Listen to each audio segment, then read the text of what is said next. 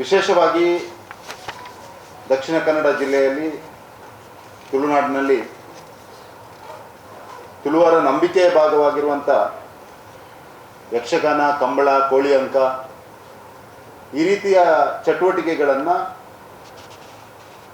ಸಿದ್ದರಾಮಯ್ಯ ನೇತೃತ್ವದ ಕಾಂಗ್ರೆಸ್ ಆಡಳಿತದ ಮುಖಾಂತರ ದಮನಿಸುವಂಥ ಒಂದು ಪ್ರಯತ್ನಕ್ಕೆ ಕೈ ಹಾಕಿರುವಂಥದ್ದು ಅತ್ಯಂತ ನಾಚಿಕೆಗೇಡು ಮಾತ್ರ ಅಲ್ಲ, ಖಂಡನಾರ್ಹವಾದಂಥ ಸಂಗತಿ. ಇತ್ತೀಚೆಗೆ ನಮ್ಮ ಅತ್ಯಂತ ನಂಬಿಕೆಯ ಕೇಪು ಗ್ರಾಮದ ಉಳ್ಳಾಲ್ತಿ ದೇವಸ್ಥಾನದಲ್ಲಿ ಗೊತ್ತಿರುವ ಹಾಗೆ ಸುಮಾರು 800 ವರ್ಷಗಳ ಹಿಂದ ಒಂದು ನಂಬಿಕೆಯ ಕೋಳಿ ಅಂಕದ ಕಾರ್ಯಕ್ರಮ ಅಲ್ಲಿ ನಡೀತಾ ಇರುವಂಥದ್ದು ಎಲ್ಲರ ಗಮನಕ್ಕೆ ಗೊತ್ತಿರುವಂಥದ್ದು. ಸಾರ್ವಜನಿಕರು ದೊಡ್ಡ ಸಂಖ್ಯೆಯಲ್ಲಿ ಇದರಲ್ಲಿ ಭಾಗವಹಿಸ್ತಾ ಇರುವಂಥದ್ದು. ಇದೊಂದು ನಮ್ಮ ಜನಪದ ಸಂಸ್ಕೃತಿಯ ಭಾಗ, ಗ್ರಾಮೀಣ ಸಂಸ್ಕೃತಿಯ ಭಾಗ. ಇದರಲ್ಲಿ ಭಕ್ತಿ, ಶ್ರದ್ಧೆ, ನಂಬಿಕೆಯ ವಿಷಯಗಳಿದೆ. ಈ ರೀತಿಯ ಕೋಳಿ ಅಂಕವನ್ನು ಏಕಾಏಕಿ ಪೊಲೀಸರ ಮುಖಾಂತರ ಹತ್ತಿಕ್ಕಿಸುವಂಥ ಪ್ರಯತ್ನವನ್ನು ಕಾಂಗ್ರೆಸ್ ಸರ್ಕಾರ ಮಾಡ್ತಾ ಇರುವಂಥದ್ದು ನೇರವಾಗಿ ಕಾಂಗ್ರೆಸ್ನ ಹಿಂದೂ ವಿರೋಧಿ ನೀತಿಯ ಮುಂದುವರಿದ ಭಾಗ ಅಂತ ನಾನು ಈ ಸಂದರ್ಭದಲ್ಲಿ ಹೇಳಲಿಕ್ಕೆ ಬಯಸ್ತಾ ಇದ್ದೇನೆ. ಕೋಳಿ ಅಂಕ ಅನ್ನುವಂಥದ್ದು ನಮ್ಮ ತುಳುನಾಡಿನ ಜನಪದ ಸಂಸ್ಕೃತಿಯ ಭಾಗವಾಗಿದೆ. ಈ ತುಳುವ ನೆಲದ ಸಾಂಸ್ಕೃತಿಕ ಪರಂಪರೆಯೂ ಹೌದು. ಇದನ್ನು ಕಾನೂನಿನ ನೆಪವೊಡ್ಡಿ, ಆಡಳಿತದ ನೆಪವೊಡ್ಡಿ ನಿಲ್ಲಿಸಲಿಕ್ಕೆ ಪ್ರಯತ್ನ ಪಡ್ತಾ ಇರುವಂಥದ್ದು ಈ ರಾಜ್ಯದಲ್ಲಿ ಆಡಳಿತ ಮಾಡ್ತಾ ಇರುವಂಥವರಿಗೆ ಹಿಂದೂ ಸಂಸ್ಕೃತಿಯ ಬಗ್ಗೆ ಎಷ್ಟು ತುಚ್ಛವಾದ ಭಾವನೆ ಇದೆ ಅನ್ನುವಂಥದ್ದು ನಮ್ಮೆಲ್ಲರ ಗಮನಕ್ಕೆ ಬರ್ತಾ ಇದೆ. ಭಾರತೀಯ ಜನತಾ ಪಾರ್ಟಿ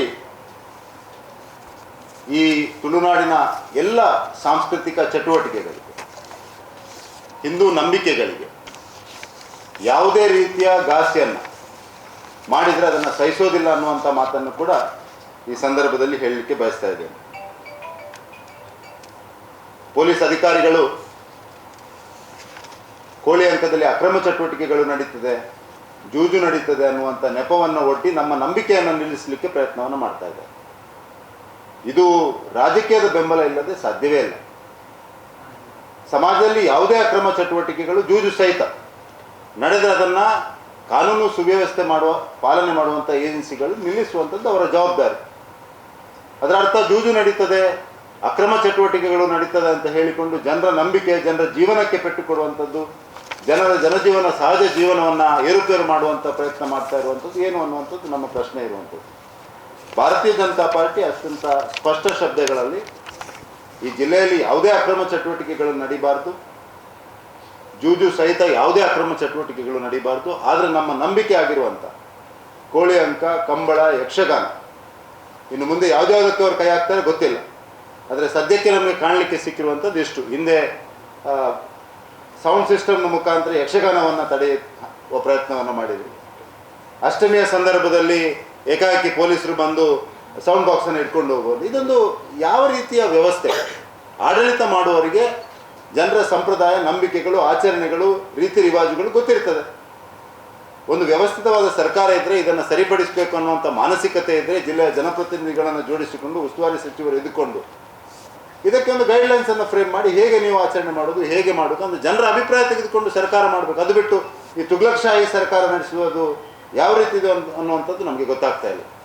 ಹಿಂದೆ ಇದೇ ಜಿಲ್ಲಾ ಉಸ್ತುವಾರಿ ಸಚಿವರು, ವಿಸಿಟಿಂಗ್ ಸಚಿವರು, ಶಾಸಕರು ಎಲ್ಲರೂ ಇದ್ದಂಥ ಸಭೆಯಲ್ಲಿ ಈ ಜಿಲ್ಲೆಯಲ್ಲಿ ಯಕ್ಷಗಾನ, ಕೋಳಿ ಅಂಕ, ಕಂಬಳಕ್ಕೆ ಯಾವುದೇ ಸಮಸ್ಯೆ ಆಗೋದಿಲ್ಲ, ನಿರಾತಂಕವಾಗಿ ಜನರು ಇದನ್ನು ಮಾಡ್ಬೋದು ಅನ್ನುವಂಥ ಮಾತನ್ನು ಸಭೆಯಲ್ಲಿ ಹೇಳಿರುವಂಥದ್ದು. ಇವತ್ತಾಗಾದ್ರೆ ಅವರಿಗೆ ಮರ್ಯಾದೆ ಇಲ್ಲ, ಅವರ ಮಾತಿಗೆ ಗೌರವ ಇಲ್ಲ. ಹಾಗಾದರೆ ದಿನೇಶ್ ಗುಂಡೂರಾವ್ ಈ ಜಿಲ್ಲೆ ಉಸ್ತುವಾರಿ ಸಚಿವರ ಅಥವಾ ಇನ್ಯಾರೋ ಉಸ್ತುವಾರಿ ಸಚಿವರಾಗಿ ಕೆಲಸ ನಿರ್ವಹಿಸ್ತಾ ಇದ್ದಾರೆ ಅನ್ನುವಂಥದ್ದು ನಮಗೆಲ್ಲ ಬರ್ತಾ ಇರುವಂಥ ಸಂಶಯ. ನಮಗೆ ಯಾವತ್ತೂ ಇತ್ತು ದಿನೇಶ್ ಗುಂಡೂರಾವ್ ಅವರು ಈ ಜಿಲ್ಲೆ ಉಸ್ತುವಾರಿ ಸಚಿವರು ಹೌದಾ ಅಲ್ವಾ ಅನ್ನುವಂಥ ಪ್ರಶ್ನೆ ಜನರಿಗೂ ಇದೆ, ನಮಗೂ ಇದೆ. ಆದರೆ ನಿರಂತರವಾಗಿ ಈ ರೀತಿಯ ಚಟುವಟಿಕೆಗಳು ನಡೀತಾ ಇರುವಂಥದ್ದು ಅತ್ಯಂತ ದುಃಖಕರವಾದಂಥ ಸಂಗತಿ ಅನ್ನುವಂಥದ್ದನ್ನು ನಾನು ಈ ಸಂದರ್ಭದಲ್ಲಿ ಹೇಳಲಿಕ್ಕೆ ಬಯಸ್ತಾ ಇದ್ದೇನೆ. ಕೇಪು ಉಳ್ಳಾಲ್ತಿ ದೇವಸ್ಥಾನದಲ್ಲಿ ಏನು ಕೋಳಿ ಅಂಕ ಆಗ್ತಾ ಇದೆ, ಪಾರಂಪರವಾಗಿ ಅದು ಪ್ರತಿ ವರ್ಷ ಸಹ ಆಗುವಂಥ ಒಂದು ವಿಷಯ. ಅಲ್ಲಿ ಯಾವುದೇ ರೀತಿಯ ಜೂಜಿನ ವ್ಯವಸ್ಥೆ ಇಲ್ಲ, ಯಾವುದೇ ರೀತಿಯ ಜೂಜು ಕಟ್ಟುವಂಥ ವ್ಯವಸ್ಥೆ ಇಲ್ಲ. ಜೂಜು ಇಲ್ಲದೆ ನಡೆಯುವಂಥ ಕೋಳಿ ಅಂಕಗಳು ನಮ್ಮ ಕರಾವಳಿ 3 ಜಿಲ್ಲೆಗಳ ಕಾಸರಗೋಡು ಹಿಡ್ಕೊಂಡ್ರು ಸಹ ದಕ್ಷಿಣ ಕನ್ನಡ ಜಿಲ್ಲೆ ಉಡುಪಿಯಲ್ಲಿ ನೋಡಿದರೆ ಎಲ್ಲ ಕಡೆ ಸಹ ಜೂಜು ಇಲ್ಲ, ಜೂಜು ಕಟ್ಟೋದಿಲ್ಲ.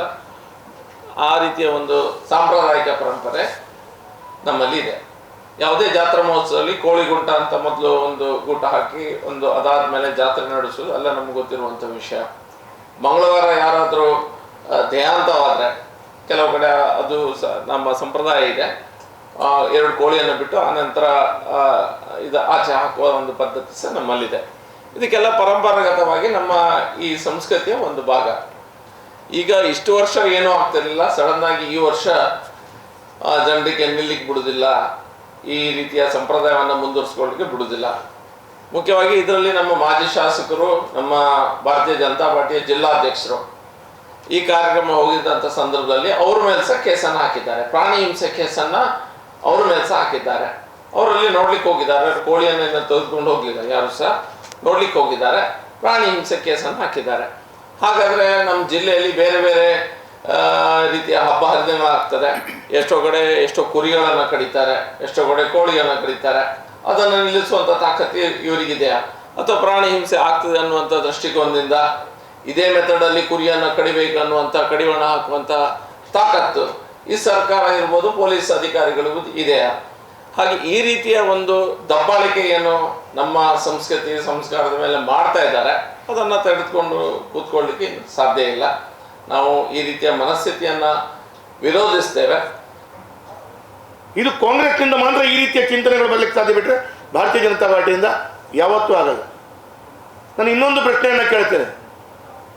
ಎಲ್ಲೋ ಒಂದು ಕಡೆ ನಮ್ಮ ಸಂಪ್ರದಾಯವನ್ನು ಉಳಿಸ್ಕೊಳ್ಬೇಕು ಅಂತ ಹೇಳಿದ ದೃಷ್ಟಿಯಲ್ಲಿ ತುಳುನಾಡಿನ ಈ ನಮ್ಮ ದೇವಸ್ಥಾನದ ಈ ಪದ್ಧತಿಗಳನ್ನು ನೀವು ನಿಲ್ಲಿಸಬೇಕು ಅಂತ ಹೇಳಿದ ಚಿಂತನೆ ಮಾಡ್ತೀರಿ ಅಂತ ಹೇಳಿದ್ರೆ ನಮ್ಮ ಧಾರ್ಮಿಕ ಕಾರ್ಯಕ್ರಮಗಳನ್ನು ತಡೆ ಒಡ್ಡುವಂಥ ಪ್ರಯತ್ನಗಳು ಅಂತ ಹೇಳೋದು ಸ್ಪಷ್ಟ ಕಾಣುತ್ತೆ.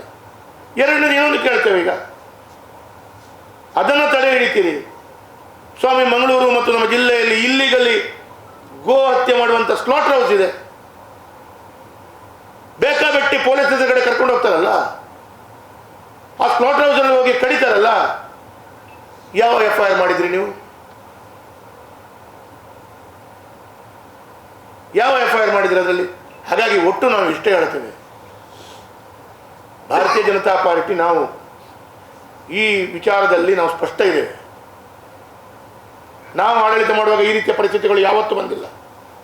ಆಡಳಿತ ಮಾಡಿ ಯಾರು ಆಡಳಿತ ಮಾಡ್ತಾರೆ ಅಂತ ಹೇಳೋದು ಮುಖ್ಯ ಅಲ್ಲ, ಹೇಗೆ ಆಡಳಿತ ಮಾಡ್ತಾರೆ ಅಂತ ಹೇಳೋದು ಮುಖ್ಯ.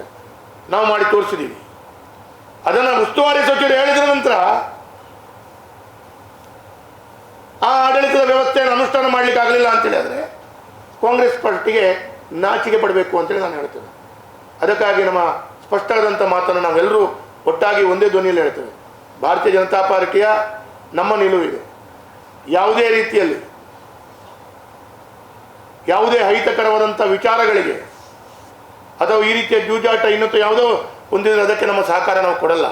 ಅದು ಮಾಡಬೇಕು ಅಂತೇಳಿ ನಾವು ಹೇಳಿಲ್ಲ. ಅದು ನಮ್ಮ ಸಂಸ್ಕೃತಿಯನ್ನು ಉಳಿಸ್ಕೊಳ್ಬೇಕು, ನಮ್ಮ ಚಿಂತನೆಯನ್ನು ಉಳಿಸ್ಕೊಳ್ಬೇಕು. ಇದಕ್ಕೆ ನಮ್ಮ ದಟ್ಟವಾದಂಥ ಗಟ್ಟಿಯಾದಂಥ ಧ್ವನಿಯಲ್ಲಿ ನಾವು ಅದನ್ನು ಉಲ್ಲೇಖ ಮಾಡ್ತೇವೆ. ಈ ಹಿಂದೆ ಕರಾವಳಿಯ ಶಾಸಕರುಗಳು ನಾವೆಲ್ಲರೂ ಒಂದಾಗಿ ವಿಧಾನಸೌಧದಲ್ಲಿ ಕೂಡ ಇದರ ಬಗ್ಗೆ ಮಾತನ್ನು ಎತ್ತಿದ್ದೀವಿ. ಗೃಹ ಮಂತ್ರಿಗಳು ಮತ್ತು ಉಸ್ತುವಾರಿ ಮಂತ್ರಿಗಳು ಅವತ್ತು ಕೂಡ ಹೇಳಿದರು ಮುಂದಿನ ದಿನಗಳಲ್ಲಿ ಸರಿಪಡಿಸಿಕೊಡಲಾಗುವುದು ಅಂತೇಳಿ. ಹಾಗಾದರೆ ನೀವು ಹೇಳಿದಂಥ ಸ್ಪೀಕರ್ ಅವರು ಸ್ಪೀಕರ್ ಸ್ಥಾನದಲ್ಲಿ ಕೂತ್ಕೊಂಡು ಕೂಡ ಅದರ ಬಗ್ಗೆ ಉಲ್ಲೇಖ ಮಾಡಿದರು. ಇವರಿಗೆ ಯಾರಿಗಾದ್ರು ಗೌರವ ಇದೆ? ಹಾಗಾದರೆ ನೀವು ಆ ಸ್ಥಾನದಲ್ಲಿ ಕೂತ್ಕೊಂಡು ಉಲ್ಲೇಖ ಮಾಡಿದ ನಂತರ ಅನುಷ್ಠಾನ ಆಗಲ್ಲ ಅಂತೇಳಿ ಆದರೆ ಯಾರ ತಪ್ಪು ಸ್ವಾಮಿ ಇದು? ಹಾಗಾಗಿ ಈ ರೀತಿಯ ಕಾಂಗ್ರೆಸ್ನ ನಮ್ಮ ಸಂಸ್ಕೃತಿಗಳನ್ನು, ನಮ್ಮ ಜನಪದ ಕ್ರೀಡೆಗಳನ್ನು ಸಂರಕ್ಷಣೆ ಮಾಡಬೇಕಾದಂಥ ಜವಾಬ್ದಾರಿ ಸ್ಥಾನದಲ್ಲಿ ಕೂತ್ಕೊಂಡು ಅದಕ್ಕೆ ಈ ರೀತಿಯಲ್ಲಿ ತೊಂದರೆಯನ್ನು ಮಾಡುವಂಥ ಮಾನಸಿಕತೆಗೆ ಭಾರತೀಯ ಜನತಾ ಪಾರ್ಟಿ ಒಪ್ಪಲ್ಲ. ನಾವು ಕಾಂಗ್ರೆಸ್ನ ಈ ನಿಲುವನ್ನು ನಾವು ಖಂಡಿಸ್ತೇವೆ. ಮತ್ತು ಈ ರೀತಿಯ ಕಾರ್ಯಗಳಿಗೆ ಹೋದಂಥ ಸಂದರ್ಭದಲ್ಲಿ ಭಾರತೀಯ ಜನತಾ ಪಾರ್ಟಿ ನಮ್ಮ ಜಿಲ್ಲಾಧ್ಯಕ್ಷರ ಮೇಲೆ ಕೇಸ್ ಹಾಕುವಂಥದ್ದು ಅಥವಾ ಇನ್ನಿತರ ರೀತಿಯಲ್ಲಿ ನೀವು ಅದನ್ನು ತೊಂದರೆ ಮಾಡುವಂಥದ್ದು, ಇದನ್ನು ಕೂಡ ಮಾಡುವಂಥ ಪ್ರಕ್ರಿಯೆಯಲ್ಲಿ ಇದನ್ನು ನಾವು ಸಹಿಸೋದಿಲ್ಲ ಅಂತ ಹೇಳುವಂಥ ಮಾತನ್ನು ಹೇಳಿಕೊಡ್ತೀವಿ. ಒಂದು ಕಡೆಯಲ್ಲಿ ಕಾನೂನು, ಒಂದು ಕಡೆಯಲ್ಲಿ ಭಾವನೆ. ಈ ಕರಾವಳಿಯ ಮಣ್ಣು ಭಾವನೆಗಳಿಗೆ ಮಹತ್ವ ಕೊಡುವಂಥ ಮಣ್ಣು. ಕಾನೂನು ಬೇಕು, ಹೌದು. ಕಾನೂನನ್ನೇ ಪಾಲಿಸಿದರೆ ಇಷ್ಟು ವರ್ಷ ಕಾನೂನು ಪಾಲಿಸದೆ ಇರುವಂಥ ಪೊಲೀಸರು ಯಾಕಿರಬೇಕಿತ್ತು? 75 ವರ್ಷ ಆಯಿತು ಸ್ವತಂತ್ರ ಆಗಿ, ಒಂದು ರೀತಿಯ ಈ ರೀತಿಯ FIRಗಳು ಮಾಡಿದಂಥ ಘಟನೆಗಳಿಲ್ಲ. ಯಾಕೆ ಹಾಗಾದರೆ ಇಷ್ಟು 75 ವರ್ಷ ಏನು ಕಣ್ಕಾಣ್ತಾ ಇರಲಿಲ್ಲ ಅವರಿಗೆ? ಆಯಿತು. ಇವತ್ತು ನಾನು ಒಂದು ಕೇಳುವಂಥ ಪ್ರಶ್ನೆ ಇದು, ನಮ್ಮೆಲ್ಲರ ಪ್ರಶ್ನೆಗಳು ಏನು ಅಂತ ಕೇಳಿದರೆ, ಎಲ್ಲೆಲ್ಲಿ ಹಿಂದೂ ಧಾರ್ಮಿಕ ವ್ಯವಸ್ಥೆಗಳಿದೆ ಅಲ್ಲಿ ಮಾತ್ರ ಪೆಟ್ಟು ಕೊಡುವಂಥ ಪ್ರಯತ್ನಗಳು, ಕಾನೂನು ಇಂಪ್ಲಿಮೆಂಟೇಷನ್ ಆಗುವಂಥ ಪ್ರಯತ್ನಗಳು ಯಾಕೆ ಮಾಡ್ತೀರಿ? ಸೌಂಡ್ ಪೊಲ್ಯೂಷನ್, ದೇವಸ್ಥಾನಗಳು, ಇನ್ನಿತರ ಇದು ಮಾತ್ರ ಕಾಣುತ್ತೆ ನಿಮಗೆ. ಪ್ರಾಣಿ ಹತ್ಯೆ ಏನೋ ಕ್ರೂಯಲ್ಟಿ, ನೀವು ಈ ಕೋಳಿ ಅಂಕದ ವ್ಯವಸ್ಥೆಗಳು ಮಾತ್ರ ಕಾಣುತ್ತಾ? ಬೇರೆ ಕಡೆ ಕಾಣಲ್ವಾ? ಅದೇ ಭರತ್ ಶೆಟ್ಟಿ ಇರ್ಬೋದು, ಸಂಸದರು ನಾವು ಹೇಳೋದು ಒಂದು ಕಣ್ಣಿಗೆ ಬೆಣ್ಣೆ ಮತ್ತೊಂದು ಕಣ್ಣಿಗೆ ಸುಣ್ಣ.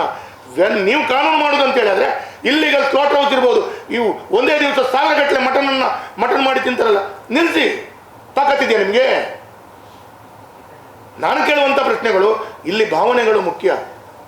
ಕಾನೂನನ್ನು ಎಲ್ಲವನ್ನ ಅಪ್ಲೈ ಮಾಡಿಕೊಂಡು ನೋಡಿ, ಕಾನೂನು ಮಾಡುವಾಗ ಭಾವನೆಗಳಿಗೆ ಅರ್ಥಕೊಳ್ಳಿಕ್ಕೆ ಅಂತ ವಾತಾವರಣಗಳು ಇರಲಿಲ್ಲ. ಕಾನೂನು ಮಾಡುವಾಗ ಭಾವನೆಗಳನ್ನು ಯಾರು ತಿಳ್ಕೊಂಡಿದ್ದಾರೆ? ಭಾವನೆಗೆ ಧಕ್ಕೆ ಮಾಡುವಂಥದ್ದು, ಭಾವನೆಗೆ ಘಾಸಿ ಮಾಡುವಂಥದ್ದು, ಅದರ ತೊಂದರೆ ಆಗುವಂಥದ್ದು ಹಿಂದೂ ಸಮಾಜಕ್ಕೆ ಮಾತ್ರ. ನಮ್ಮ ನಂಬಿಕೆಗೆ 800 ವರ್ಷದಿಂದ ನಮ್ಮ ಪೂರ್ವಜರು ಮಾಡಿಕೊಂಡಂಥ ವ್ಯವಸ್ಥೆಯನ್ನು ಯಾರೋ ಒಂದು ಪೊಲೀಸರು ನಿಂತುಕೊಂಡು ಕಾನೂನು ಅಪ್ಲೈ ಮಾಡ್ತೇನೆ ಅಂತೇಳಿ ಹೇಳ್ತಾನೆ ಅಂತೇಳಿ ಆದರೆ ಇದನ್ನು ಸಹಿಸಿಕೊಳ್ಳಲಿಕ್ಕೆ ಭಾರತೀಯ ಜನತಾ ಪಾರ್ಟಿ ತಯಾರಿಲ್ಲ. ಅಲ್ಲಿ ಬಂದವರಲ್ಲಿ ಅರೆಸ್ಟ್ ಮಾಡಲಿಕ್ಕೆ ಬಂದವರಲ್ಲಿ ಕೋಳಿ ತಿನ್ನೋರು ಯಾರು ಇಲ್ವಾ? ಅವರು ಕೋಳಿಯನ್ನು ಹೇಗೆ ಕೊಂದಿದ್ದಾರೆ ನೋಡಿದ್ದಾರೆ ಇವ್ರು ಹೋಗಿ?